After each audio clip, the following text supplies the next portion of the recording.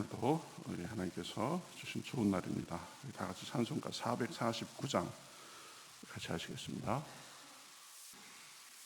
찬송가 449장입니다. 예수 따라가며 복음 순종하면 449장입니다. 449장 우리 같이 찬송하겠습니다. 예수 따라가며 복음 순종하면 우리 행할 길 환하겠네. 주를 의지하며 순종하는 자를 주가 늘 함께 하시리라. 의지하고 순종하는 자들은 예수 안에 즐겁고 복된 길이로다. 해를 당하거나 우리 고생할 때 주가 위로해 주시겠네. 주를 의지하며 순종하는 자를 주가 안위해 주시리라. 의지하고 순종하는 길은 예수 안에 즐겁고 복된 길이로다. 남의 짐을 지고 슬픔 위로하면 주가 상급을 주시겠네. 주를 의지하며 순종하는 자를 항상 복 내려 주시리라.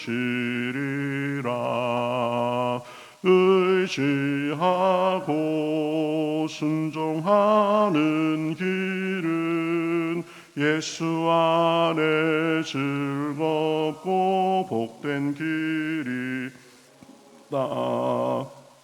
이 받은 것을 주께 다 드리면 우리 기쁨이 넘치겠네. 주를 의지하며 순종하는 자를 은혜 풍성케 하시리라. 의지하고 순종하는 길은 예수 안에 즐겁고 복된 길이로다. 주를 힘입어서 말씀 잘 배우고 주를 모시고 살아가세. 주를 의지하며 항상 순종하면 주가 사랑해 주시리라. 의지하고 순종하는 길은 예수 안에 즐겁고 복된 길이로다. 아멘. 성경 말씀 시편 18편 20절에서 29절까지 보겠습니다. 시편 18편 20절에서 29절 말씀.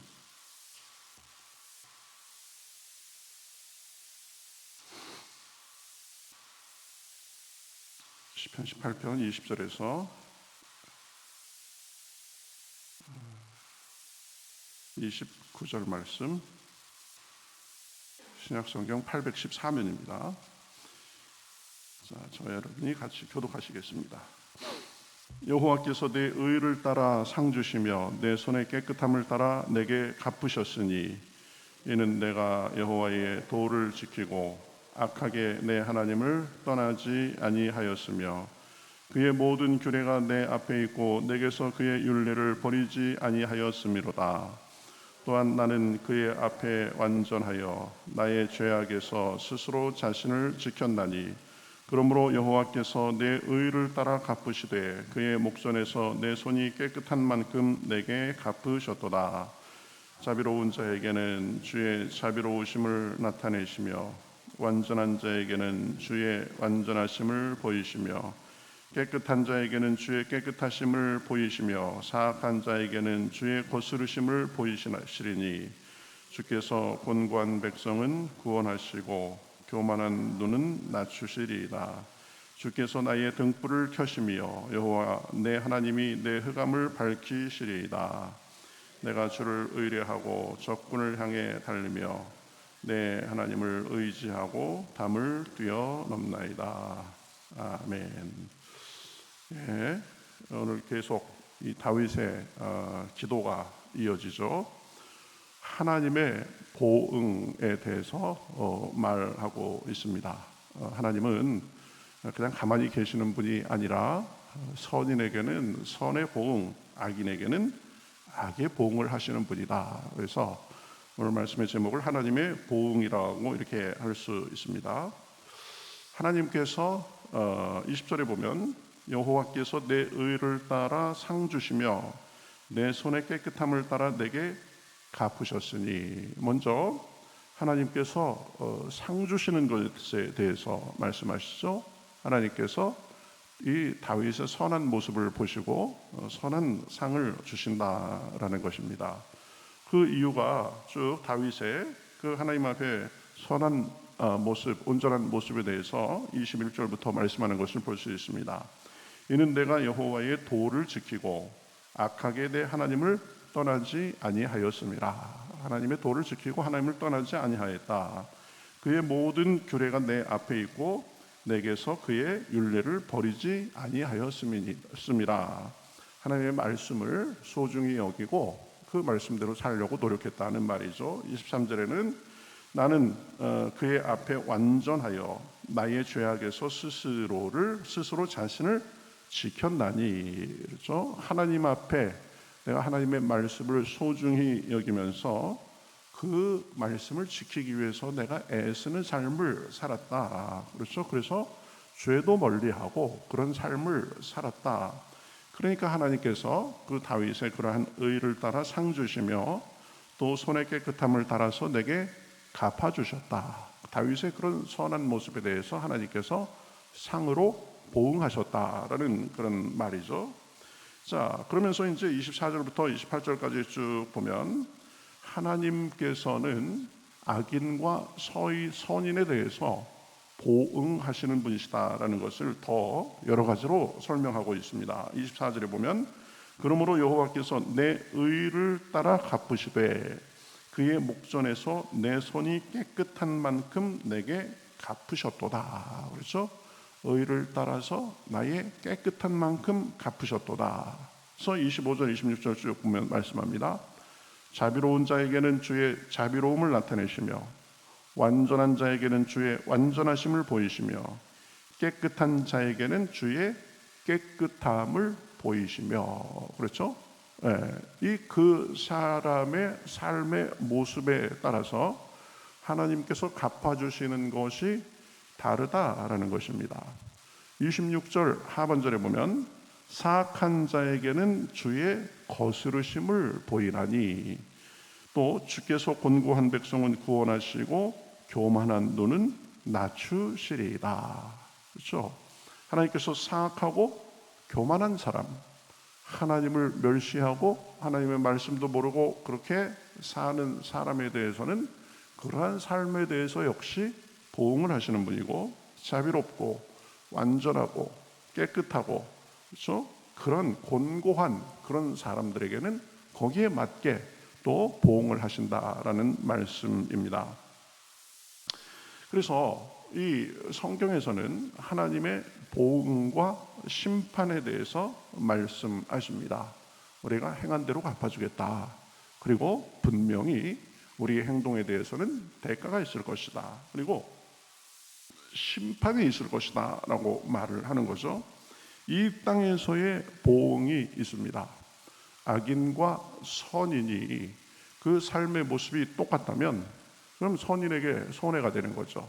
하나님을 열심히 섬기고 선하게 살기 위해서, 말씀대로 살기 위해서 애쓰고 힘쓴 사람, 이렇게 아침부터 나와서 기도하며 하나님을 찾고 구한 사람, 그런 사람에게는 거기에 맞는 보응이 있어야 되는 것입니다. 늘 게으르고 자기밖에 모르고 하나님 섬기는 것도 모르고 이기적으로 살고 말씀도 규례도 그런 것도 없이 사는 사람, 그런 사람의 삶과 늘 하나님을 의식하고 의지하는 사람의 삶의 모습이 같으면 그거는 불공평한 거죠. 그렇죠? 그래서 하나님께서 우리에게 행한 대로 갚아주시는 것입니다. 물론 하나님께서 우리를 사랑하십니다. 그러나 우리가 삶의 올바른 길을 가도록 하기 위해서 어떤 사람에게는 징계를 내리시고 어떤 사람에게는 그 사람의 행위만큼 적절한 상을 내리시는 것입니다. 이것이 이 땅에서의 보응이고, 또 이제 죽으면 결산의 심판이 있을 것입니다. 그렇죠? 우리가 구원은 받되 구원받은 사람이 하나님 앞에 받는 칭찬과 상급은 다를 것이다. 이것이 성경에서 가르쳐주는 일관된 내용입니다.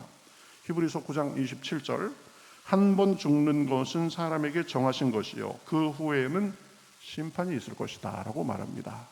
죽는 게 당연한 것처럼 그 후에는 심판이 있을 것이다. 그렇죠?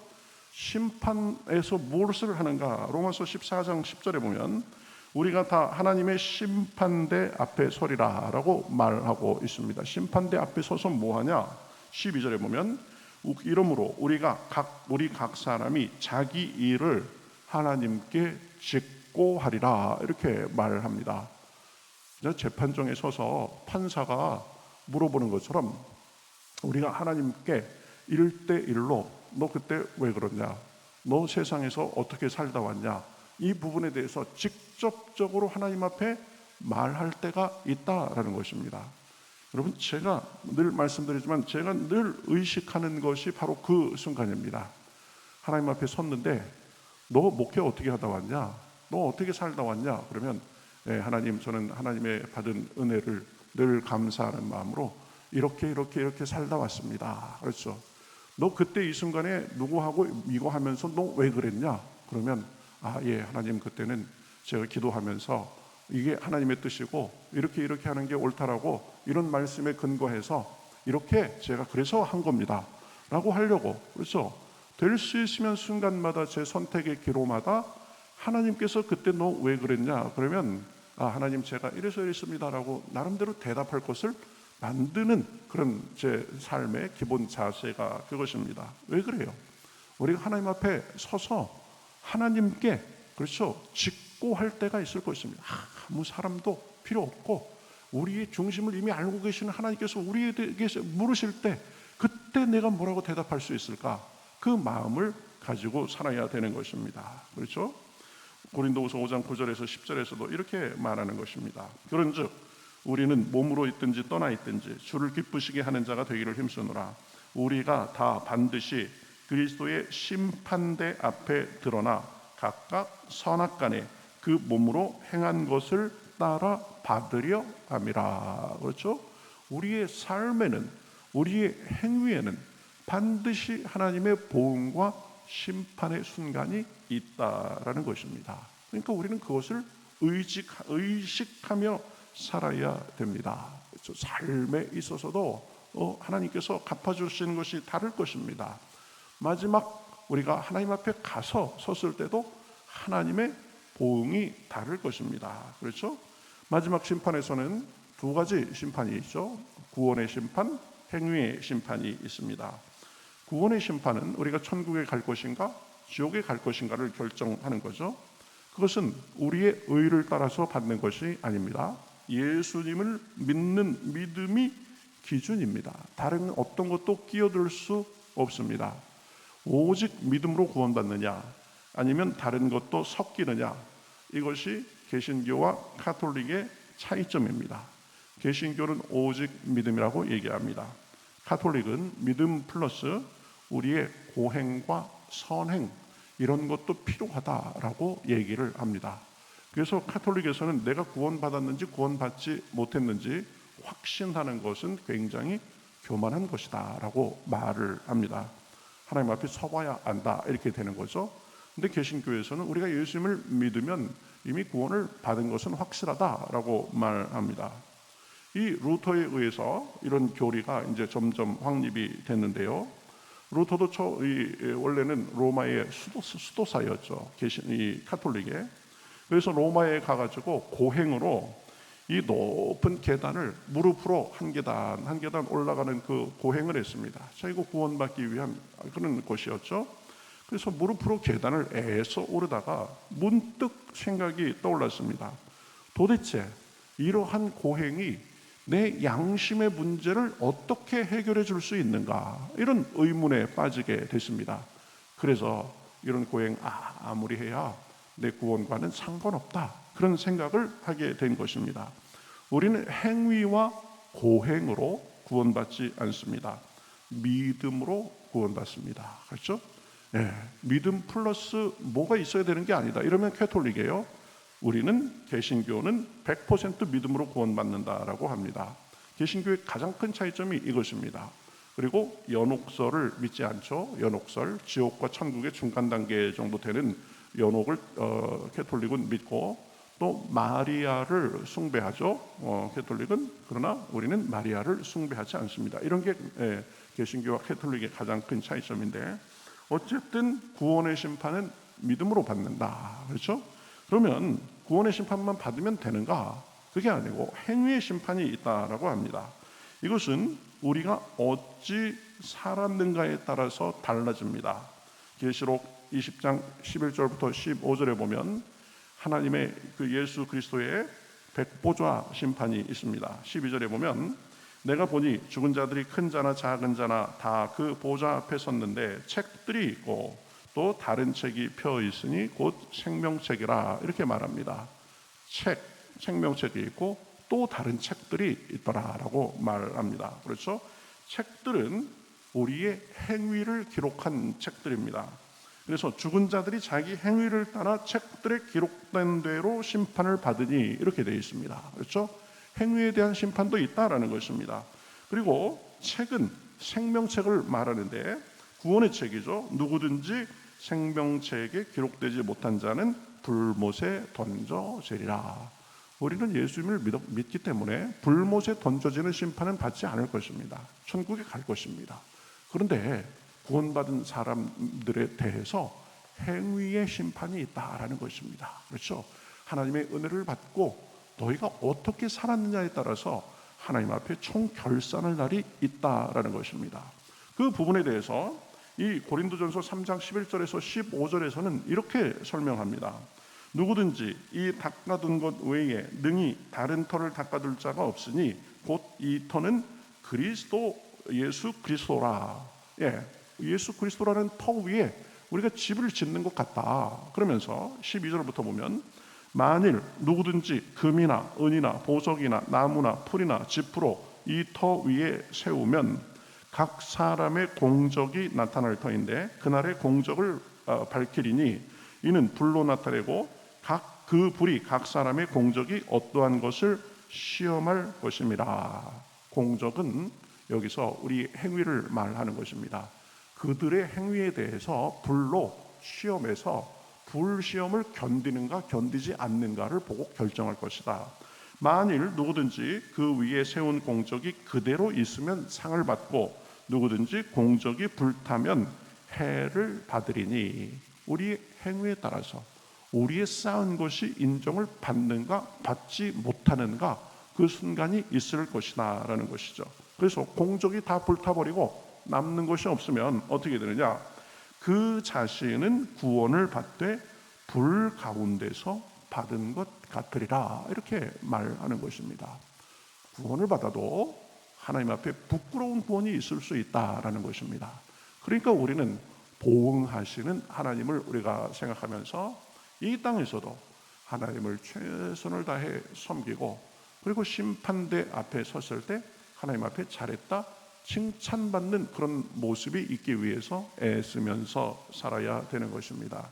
달란트 비유 같은 경우에 5달란트, 2달란트 받은 사람들 똑같이 하나님 앞에 칭찬받았습니다. 그러나 1달란트 받은 자는 악하고 게으른 종이다라는 하나님의 준엄한 꾸중의 말씀을 들었습니다. 그렇죠? 우리 삶에서 소자 하나하나에게 한 것, 그렇죠? 우리 주변 사람들에게 대하면서 한 것, 병 들었을 때 나를 돌봤고 내가 감옥에 갇혔을 때 돌봐줬다라고 그렇게 하신 것처럼 우리 삶의 모든 모습에서 예수님을 대하듯이 예수님을 섬기는 모습이 있어야 되는 것입니다.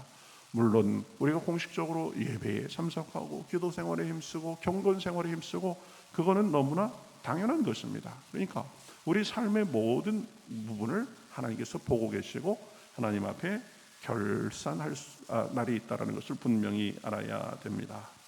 그것을 생각하면서 우리의 삶의 온매무새를 바로 잡아야 됩니다. 예수님을 믿음으로 하나님과 화평하고 동행하는 삶이 있어야 됩니다.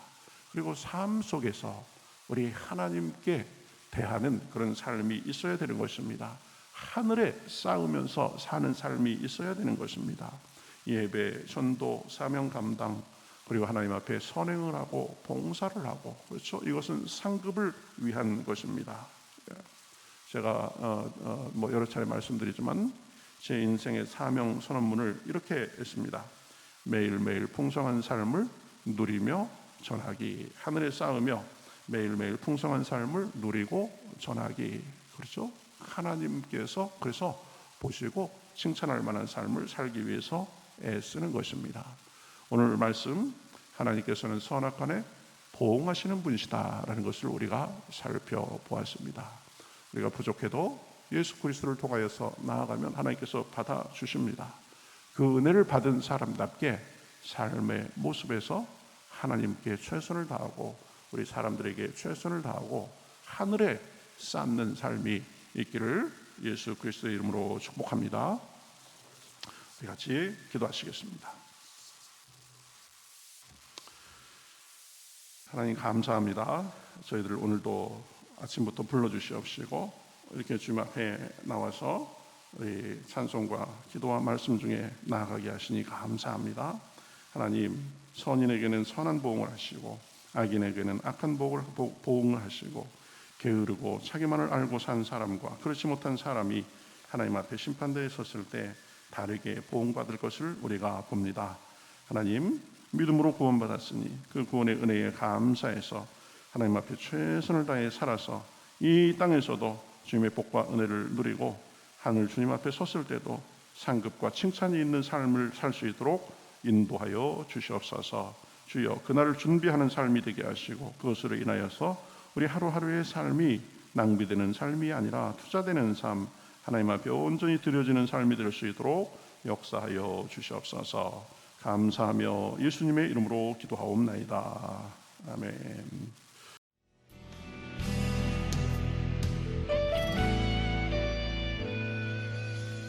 주님 말씀하시면 내가 나가리다.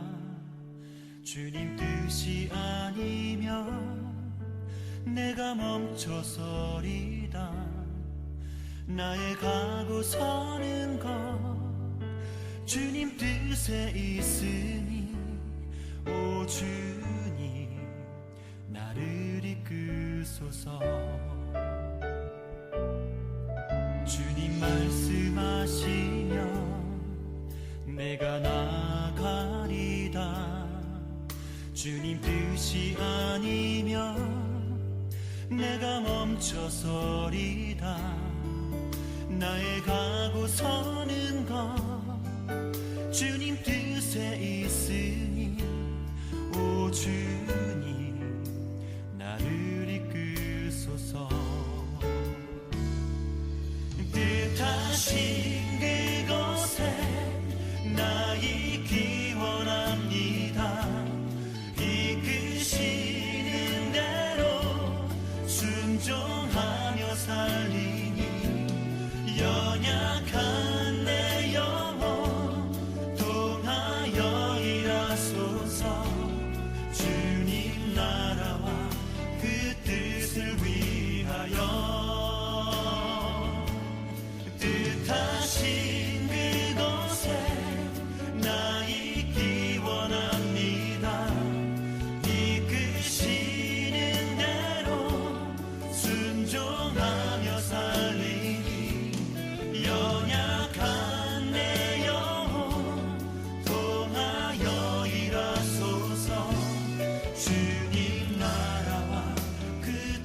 뜻을 위하여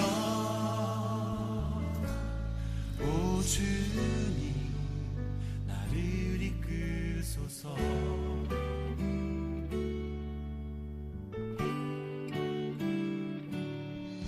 주님 말씀하시면 내가 나가리다.